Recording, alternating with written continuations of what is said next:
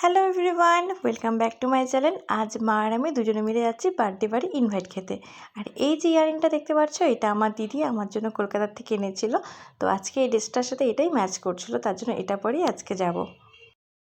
আমি খুব একটা সাজতে ভালোবাসি না, তার জন্য কোন ইয়ারিংটা পরবো সেটা ভাবতে ভাবতেই আমার অর্ধেক সময় চলে যায়। আমি না একটা করে ইয়ারিং পরছিলাম আর মাকে বলছিলাম, দেখো তো কোনটা ভালো লাগছে। মা বলে কি সবই ভালো লাগছে। তো বলো তো কতটা কনফিউশন ব্যাপার। যাই হোক, অনেক কষ্ট করে দুজনেই রেডি হয়ে গেছি। তো চলে গেলাম। আমার এই কিউট স্টুডেন্টের বার্থডে ছিল আজকে।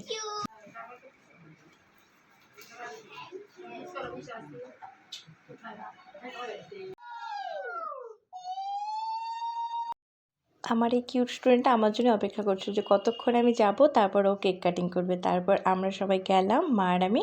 সবাই আসলো, তারপরে কেক কাটিং করলো। তারপর ওদের এখানে বাড়িতে ফুচকা স্টল দেওয়া ছিল, তারপর চলে গেলাম ফুচকা স্টলে খেতে।